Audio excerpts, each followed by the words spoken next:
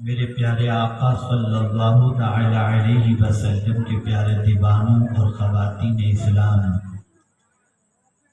جس آیے کریمہ کی تلاوت کا میں نے شرف حاصل کیا، اس سے متعلق کچھ معروضات پیش کرنے سے پیشتر آقائے کریم رؤوف الرحیم علیہ التحیۃ والتسلیم کی بارگاہ بےکس پناہ میں جس طریقے سے میں پڑھاؤں، عقیدت و محبت میں ڈوب کر اسی طریقے سے درود و سلام کا نذرانہ پیش کریں۔ الصلاۃ والسلام علیک یا رسول اللہ، الصلاۃ والسلام علیک یا رسول اللہ، الصلاۃ والسلام علیک یا حبیب اللہ، الصلاۃ والسلام علیک یا حبیب اللہ، الصلاۃ والسلام علیک یا نبی اللہ، الصلاۃ والسلام علیک یا نبی اللہ، الصلاۃ والسلام علیک یا نور اللہ،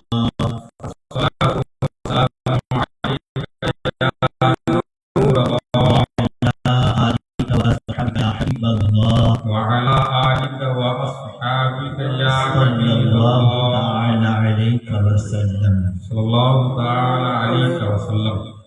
میرے پیارے آقا صلی اللہ تعالی علیہ وسلم کے پیارے دیوانوں، مجھ سے بیشتر بنگلہ زبان کے اندر شہزادے خلیفہ حضور تاج الشریعہ سے آپ ایمان افروز اور مدلل گفتگو سماعت فرما رہے تھے۔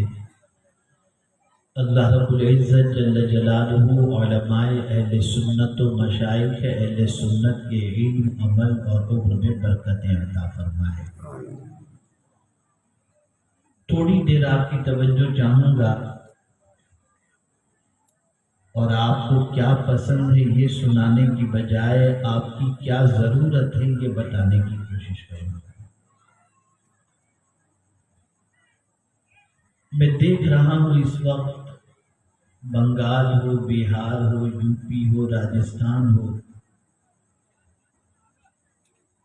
نوجوان محفلیں سجاتے ہیں، لاکھوں روپے خرچ کرتے ہیں اور مرد و خواتین ایک بڑی تعداد کے اندر حاضر آتے ہیں، اور جلسے سے واپس ہونے کے بعد اگر ہم اس جلسے کے رزلٹ کی طرف توجہ دیتے ہیں تو بہت کم پازیٹیو رزلٹ ہمیں سمجھ میں آتا ہے۔ آنے والا جیسا کوڑا ہوتا ہے، جانے کے بعد بھی ویسا ہی کوڑا نظر آتا ہے۔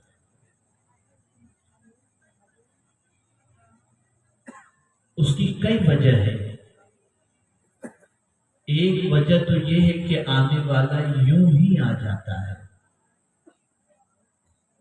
ایک وجہ یہ کہ چلو سننے جاتے ہیں، کیا سناتے ہیں، غرض کہ کوئی ایسی نیت پہلے سے دماغ کے اندر، دل کے اندر ہوتی ہی نہیں کہ ہم جا کر کچھ سن کر کے اپنی زندگی کو بدلیں گے۔ اور جب یہ مزاج نہیں ہوتا، جب یہ سوچ نہیں ہوتی تو یہ جیسے بے اثر ہوتے ہیں اور زندگی بھی بے مزہ ہوا کرتی ہے۔ حضرت فضیل بن عیاض رضی اللہ المولا تبارک و تعالی عنہ ایک بہت بڑے خطیب شہر میں جب تشریف لائے تو اپنی والدہ سے اجازت طلب کی اور عرض کیا، امی جان مجھے اجازت دو تاکہ میں اس عظیم خطیب کا خطاب سن کر کے آؤں۔ تو ماں نے جواب میں فرمایا، بیٹا خطاب سننے کیوں جا رہے ہو؟ تو عرض کرنے لگے، سناؤ، بڑے عظیم خطیب ہے، ذرا کچھ سماعت کر لوں، کچھ ان کی باتوں کو سن لوں۔ ماں نے فرمایا، بیٹے اس نیت سے نہ جاؤ، اگر جانا ہے تو اس شرط پر میں تم کو اجازت دیتی ہوں کہ جو بھی اللہ اور اس کے رسول کا وہ پیغام تمہیں پہنچائیں، تم یہ نیت کر کے جاؤ کہ تم اس پر عمل کرو گے۔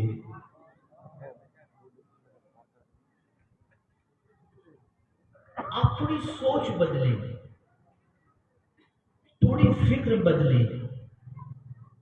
ٹاٹ پر گھنٹوں، گھاس پر گھنٹوں بیٹھے ہیں، اور اس کے بعد اگر فجر کی نماز بھی نہیں ہو رہی ہے، ظہر کی نماز کا جذبہ بھی پیدا نہیں ہو رہا، گندی پکچروں سے توبہ کا جذبہ بھی پیدا نہیں ہو رہا، بد کرداری سے توبہ کا جذبہ بھی پیدا نہیں ہو رہا، برائیوں سے نفرت بھی پیدا نہیں ہو رہی، اور پکا سچا مسلمان بننے کا جذبہ نہیں ہوتا، تو پھر آپ آئے کیوں؟ کیا میلہ ٹھیلا لگا ہے اس کے لیے؟ اور ساتھ ہی ساتھ یہ بھی عرض کرنا چاہوں گا، ذرا اپنی زندگی میں اسلام تلاش کرو. خالی فارم بھرتے وقت ریلیجن لکھا جاتا ہے تو آگے مسلم لکھ کر کے کام نہیں چلے گا. مسلمان بنو بھی، اسلام کو پریکٹس میں لاؤ، اور پھر تمہاری زندگی کی بہاریں تم دیکھو کہ جب تم قرآن کو فالو کرو گے، رسول اعظم صلی اللہ علیہ وسلم کے ارشادات پر عمل کرو گے، اور جب تمہاری زندگی میں اسلام اچھی طریقے سے داخل ہو جائے گا، خدا کی قسم جہاں سے گزرو گے اللہ تعالیٰ تم پر رحمتوں کو نازل فرمائے. آمین آمین آمین. سبحان اللہ. آج ہماری قوم کو وضو کے طریقے سے ناواقفیت ہے. ہماری قوم کو غسل کے فرائض نہیں معلوم، غسل کا طریقہ نہیں معلوم، قرآن پڑھنا نہیں آتا. آپ ذرا سوچو، جو قوم اللہ عز و جل اور اس کے رسول صلی اللہ علیہ وسلم پر ایمان رکھتی ہو، اگر اسی قوم کو اللہ کی کتاب پڑھنا نہ آتا ہو تو اس سے بڑا ماتم اور کیا کس پر کیا جا سکتا ہے؟ کیا کبھی آپ کے دل میں یہ خیال پیدا ہوا کہ چلو چل کر کے ہم قرآن سیکھیں؟ کیا کبھی آپ کے دل میں یہ خیال پیدا ہوا کہ چلو نماز کا طریقہ سیکھیں؟ ابھی بیٹھے گا. کبھی آپ کے دل میں یہ پیدا ہوا علماء باعمل کی صحبت میں بیٹھنے کے بعد ان سے کچھ مسائل سیکھیں؟ نہیں. آپ کو صرف ایک ہی چیز کی ضرورت ہے. سر میں درد ہوتا ہے، بابا تعویذ دے دو. دھندا نہیں چلتا، تعویذ دے دو. پیٹ میں دکھتا ہے، تعویذ دے دو. بس یہی سی بات ہے، اس کے علاوہ میں یہ نہیں کہتا کہ آپ اس کے علاج کے لیے بزرگوں کے پاس نہ جاؤ، لیکن سن لو اور اچھی طریقے سے کان کھول کر کے سن لو. بیماری بڑی آفت نہیں ہے، دین سے دوری یہ بڑی آفت. اس بیماری کا علاج کرو، اور اسی بیماری کے علاج کے لیے اللہ کے رسول صلی اللہ علیہ وسلم تشریف لائے. اولیاء کرام اس فرش گیتی پر محنت کیے، اور صحابہ کرام علیہم الرضوان نے قربانیاں پیش فرمائیں. اب آئیے، چونکہ بچوں کی دستار بھی حفظ و قرأت کی ہے، میں تھوڑا سا قرآن شریف کے بارے میں آپ کو بتا دوں.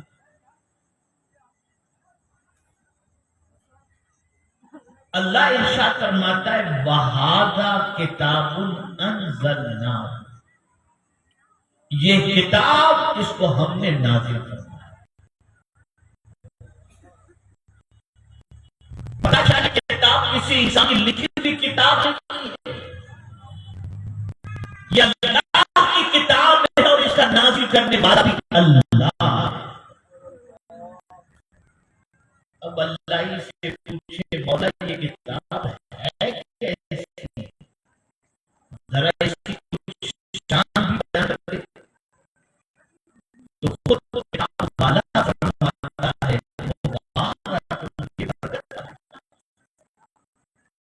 یہ قرآن برکت والی کتاب ہے.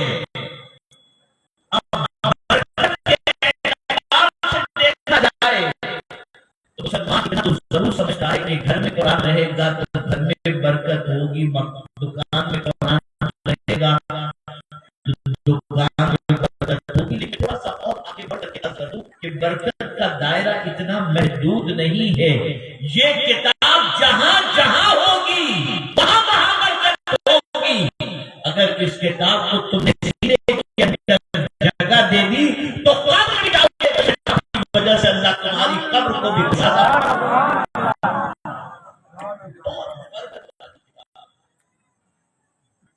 اتنی برکت والی کتاب ہے کہ میرے پیارے آقا صلی اللہ علیہ وسلم کے پیارے دیوانوں، ایک حرف پر اللہ 10 نیکیاں عطا فرماتا ہے۔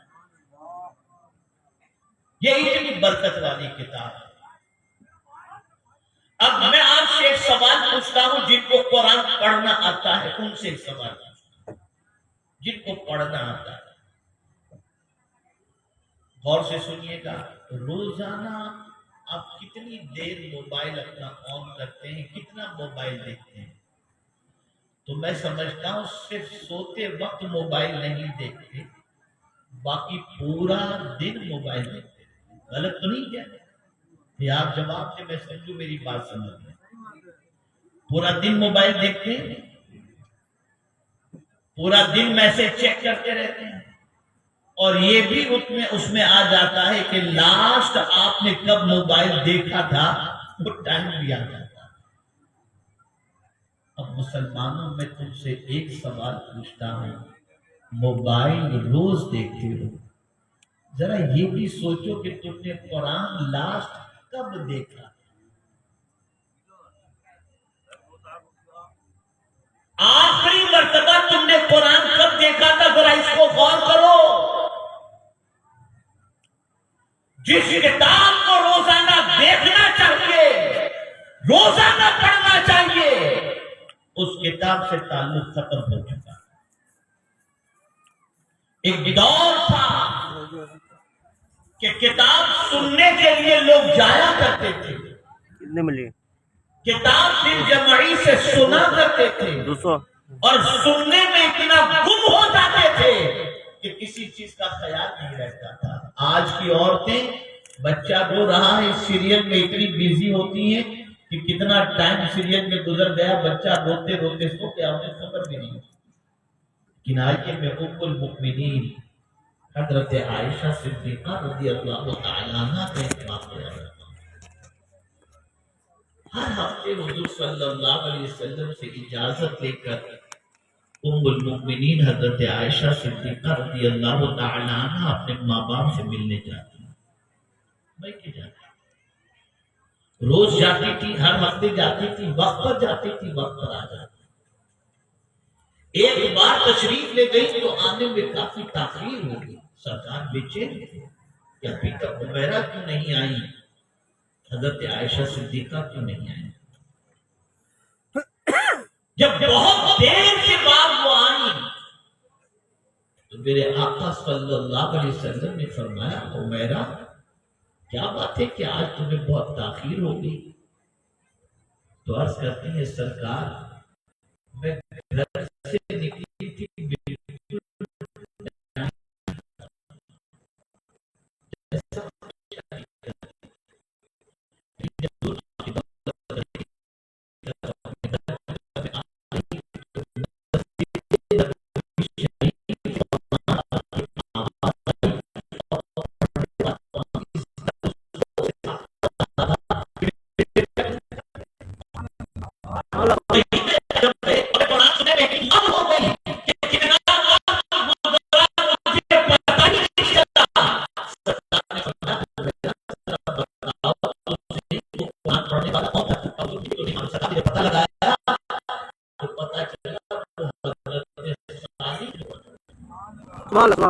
وہ خواتین تھیں جو قرآن سننے میں اتنا ڈوب جاتی تھی کہ انہیں کسی چیز کا ہوش نہیں رہتا تھا، اور آج خاتون گانا اور سیریل میں اتنی ڈوب جاتی ہے کہ انہیں کسی چیز کا ہوش نہیں رہتا۔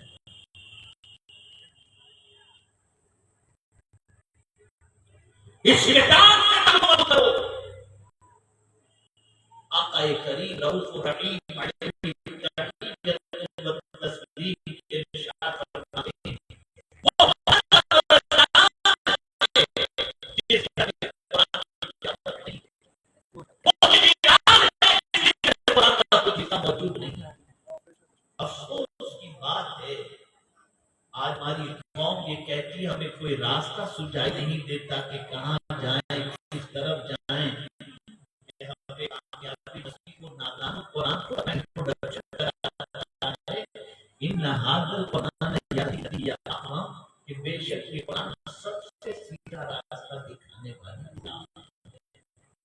قرآن جو دکھا ہے جو نہیں دیکھ رہے، ٹی وی جو دکھا ہے وہ مسلمان دیکھ رہا ہے۔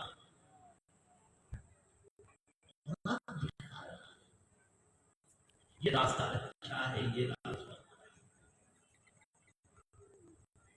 بندہ نماز میں کہنا ضرور ہے اہدنا الصراط المستقیم، ہم تو سیدھے راستے پر چلا، صراط الذین انعمت علیہم، ان کے راستے پر چلا جن پر تیرا انعام نازل ہوا، لیکن ساتھ میں کہتا ہے غیر مغضوب علیہم ولا الضالین، لیکن چلتا انعام یافتہ بندوں کے راستے پر نہیں ہے، وہ ضالین ہی کے راستے پر چلتا ہے، اور جو چلتا ہے انعام یافتہ بندوں کے راستے پر۔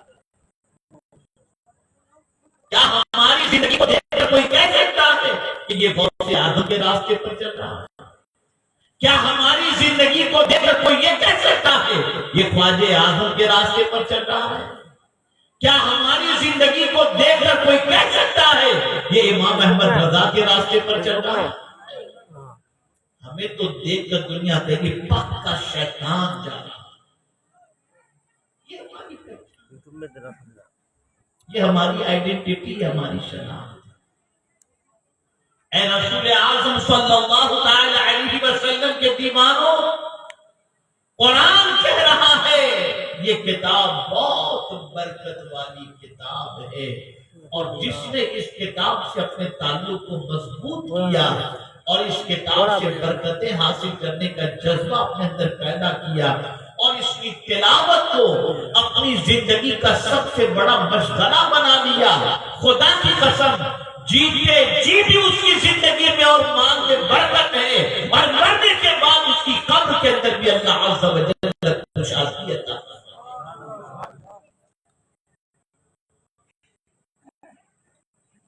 اور پھر قرآن کی کتاب سے برکت حاصل کرنے کے لیے نہیں ہے، وَهَذَا كِتَابٌ أَنزَلْنَاهُ مُبَارَكٌ، یہ صرف برکت حاصل کرنے والی کتاب ہے،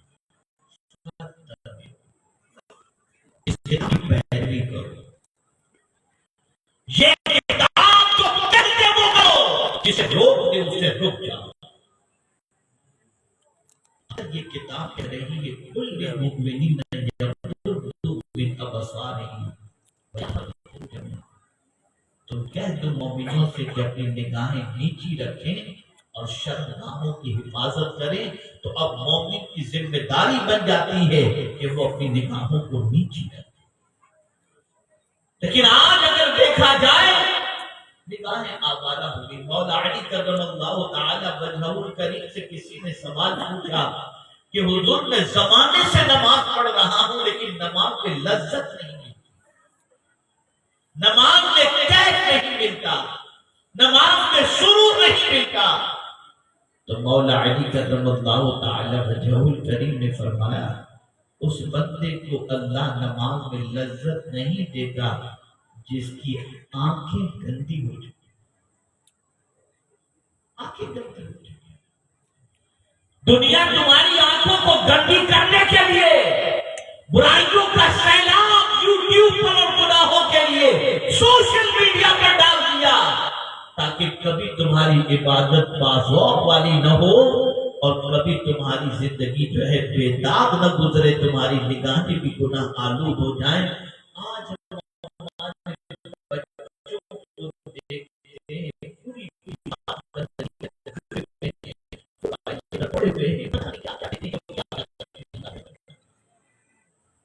آنکھ کی گندگیوں کے لیے نہیں ہے۔ پوچھو بزرگ کیوں نہیں اللہ نے یہ آنکھ تو کہتے ہیں کچھ ایسا کر کے میرے کردگار آنکھوں میں ہمیشہ نقش رہے ہوئے یاد آنکھوں، انہیں نہ دیکھا تو کس کام کی ہے یہ آنکھ، انہیں نہ دیکھا تو کس کام کی ہے یہ آنکھیں کہ دیکھنے کی ہے ساری مہاوار آنکھوں۔ اگر حضور کو نہیں دیکھا تو یہ آنکھیں کس کام؟ کبھی ہمارے دل میں جذبہ پیدا ہوا کہ ہم حضور کو شریف کی کثرت کرتے کرتے اور شریف کو کثرت سے پڑھتے پڑھتے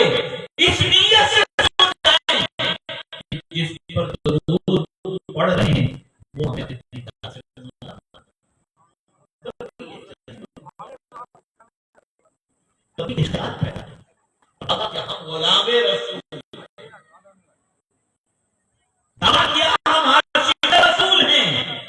عاشق رسول کو سمجھنا ہے تو امام جس کو محبت سے سمجھو یہ کہتے ہیں جان دے دو بات دیدار پر نہ تو اپنا کام ہو ہی جائے گا. اتنا اس کے رسالت میں ڈوبے ہوئے تھے کہ کہتے ہیں کہ قبر میں تو حضور کی زیارت ہونی ہی ہونی ہے.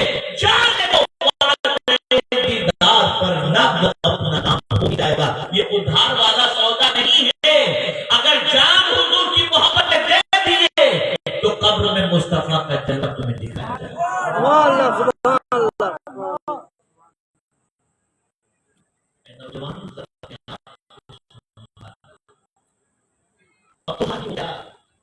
کہ ہمارے جوان 20 سال 18 سال کے ہوتے ہوتے اتنے کنگال اور خالی ہو جاتے ہیں اور جسمانی اعتبار سے اتنے خراب ہو جاتے ہیں کہ ان کی زندگی کے اندر سوائے بے چینی اور بے قراری کے کچھ ہوتا ہے. کیوں کرتے ہیں؟ یوٹیوب پر بدکاری دیکھتے. یہ نہ سمجھنا کہ آنکھ سے جو کچھ دیکھو تمہاری مرضی کے مطابق چل جائے گا. آنکھ سے جو کچھ سننا چاہو وہ سنو چل جائے گا.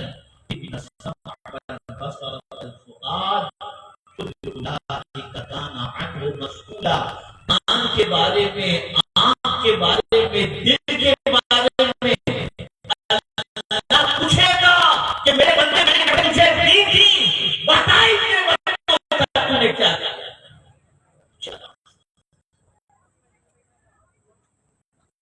پوچھے گا میرا مجھے یہاں پر ایک واقعہ یاد آ رہا ہے اور اسی واقعے پر میں اپنی گفتگو کو ختم کرنے کی کوشش کیا تھی اور کیا اللہ والے ایک بزرگ تھے جن کو اللہ نے کمال عطا فرمایا تھا کہ جس کو چاہتے حضور کا دیدار کراتے, جس کو چاہتے تھے حضور کا دیدار کراتے. شادی کو زمانہ ان کے گزر چکا تھا لیکن ان کی بیوی کو حضور کا دیدار نصیب نہیں ہوا. تو کم و بیش 7 سال کی بیوی ہوگی ان کی. ایک دن اپنے شوہر سے کہتی ہے کہ آپ سب کو حضور کا دیدار کراتے ہیں, مجھے ابھی تک حضور کا دیدار نہیں, مجھے بھی کرایا. کیا ذوق تھا, کیا شوق تھا ہو. کاش خواتین اسلام کے دل میں یہ جذبہ پیدا ہو کہ حضور کی دیدار کے لیے بیچے ہیں. یہاں تو ہیرو کی تصویر موبائل کی اسکرین پر رکھتی ہیں, صبح اٹھ کے اسے دیکھتی ہیں اور شام کو اسے دیکھتی ہیں, رات کو اسے دیکھتی ہیں. ہر ایسی زندگی پر نہ بزرگ نے فرمایا ایک کام کرو, تم میری شریک حیات ہو. شادی کی رات کو جو کپڑے تم نے پہنے تھے نا وہی کپڑے پہن کر بن سور کر تم کمرے میں پہنچ جاؤ. حضور کے دیدار کی لالچ کے اندر بن سور کر کمرے میں جا کر کے بیٹھ گئے.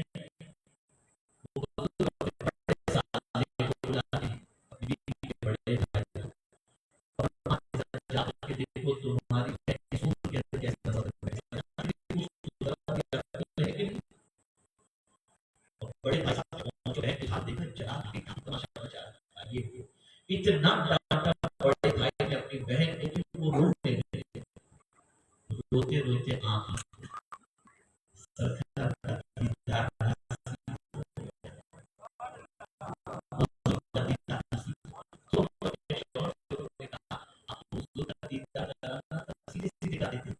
پہلے اچھے کپڑے پہنوائے, پھر بھائی سے ڈانٹ بھی پڑائی اور حضور کا دیدار ہو گیا. اب جب آپ فرماتے ہیں اے میری شریک حیات تھا, کسی کو حضور کا دیدار نہیں ہوتا, ٹوٹے ہوئے دل والوں کو حضور کا دیدار ہے. تو میں نے پہلے تیرے دل کے توڑنے کا انتظام کیا تاکہ تیری پوری توجہ مدینے کے تاجدار کی طرف ہو جائے. تیرا دل ٹوٹا مدینے کے تاجدار نے اپنے طیبہ کی زیارت سے تجھے مانا.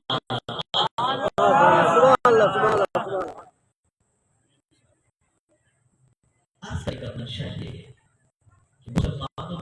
तबाही तुम देख चुके, बहुत बर्बादी तुम देख चुके, बहुत परेशानियों में घिरे हुए मुसलमानों की जिंदगी देख चुके। अब गुनाह के दलदल से बाहर आओ, इस किताब को और पैगंबर रहमत सल्लल्लाहु अलैहि वसल्लम के फरामीन को अपनाओ, हुजूर के रास्ते पर चलो, अल्लाह के फरमान पर चलो। खुदा की कसम, हमारा भला इंसानों में जितना हुजूर चाहते हैं उनसे ज्यादा भला कोई दूसरा है नहीं। और हुजूर के रास्ते पर जो चले, हुजूर के पीछे पीछे जो चले, महबूब खुदा के पीछे पीछे चलने से अल्लाह पीछे चलने वालों को भी महबूब बनाता है। कुछ और तफसीली गुफ्तगू आपके सामने लेकिन वक्त की किल्लत मुझे अपनी और बस अल्लाह था, उसकी हिकमत थी, और उसकी हिकमत की वजह से हम 5:30 बजे बागडोगरा पहुंचने की बजाय हम 10 बजे के करीब बागडोगरा पहुंचे। इसके बागडोगरा के जो है वो फ्लाइट जहाँ लैंड होता है तो वहां पर लाइट चली गई थी। 5 राउंड फ्लाइट घूमता रहा। उसके बाद जब इसको यहाँ पर लैंडिंग के लिए परमिशन मिली तो फिर गुवाहाटी फ्लाइट होता, फिर गुवाहाटी वहाँ पर आधा पौना घंटा 1 घंटा फ्लाइट का, फिर यहाँ से जब सिग्नल मिला तो फिर गुवाहाटी से फ्लाइट यहाँ पहुंची और 10 को हम कमोबेश तो वहाँ से सीधे यही आएंगे, रास्ते में डायरेक्ट यही आए। और अब यहाँ से भी इंशाअल्लाह डायरेक्ट कलकत्ता के लिए निकलना है। बहुत अहम मीटिंग हमारी बॉम्बे के अंदर है, इसलिए मैं बहुत माजरत चाहता हूँ कि मैं बहुत कुछ आपकी समाअतों के हवाले नहीं कर सकता। बस आपके दिल में अगर है तो मैं बता देता हूँ ये कि करीम सल्लल्लाहु अलैहि वसल्लम ने इरशाद फरमाया, जो शख्स सुबह को 10 मरतबा सूरह इखलास पढ़े, अल्लाह रब्बुल इज्जत जलालुहु शैतान की शरारत से उसकी हिफाजत फरमाता। आप रोजाना सूरह इखलास पढ़ लिया करें और याद रखें गुनाह में लज्जत है, इज्जत है, इसलिए गुनाह से बचो, दिल करो, अल्लाह और उसके रसूल जल्ल जलालुहु सल्लल्लाहु अलैहि वसल्लम के फरामीन पर अमल करो। और नमाज एक वक्त की भी जानबूझ करके कज़ा न करो कि मेरे आका सल्लल्लाहु अलैहि वसल्लम ने इरशाद फरमाया, जिसने जानबूझ करके एक वक्त की नमाज की उसका नाम जहन्नम के दरवाजे पर लिख दिया जाता है। ऐ खुदा के बंदो, नमाज करो, अपने अहलो हयात का नमाज बनाओ और अपनी आंखों की हिफाजत करो। मुझे याद आ गया हजरत बाजिद बुस्तामी अलैहिर्रहमा का एक वाकया कि उनकी बारगाह में एक नौजवान हाजिर हुआ और अर्ज करता है, हुजूर तकरीबन गुनाहों से अल्लाह ने बचने की तौफीक अता फरमाई, लेकिन एक गुनाह ऐसा है जिससे बच नहीं पाता, और वो गुनाह ये है कि कोई राह चलती हुई लड़की या औरत होती है तो मैं उसे घूरता रहता हूँ। इस गुनाह से मैं नहीं बच पाता, इसके बचने का कोई तरीका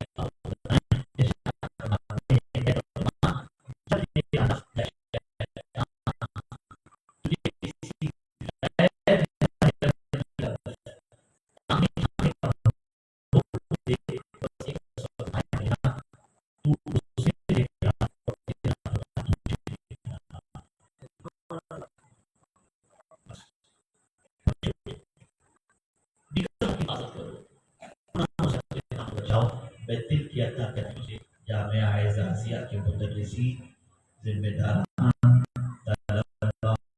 फारिगीन सबको मुबारकबाद पेश करता हूँ।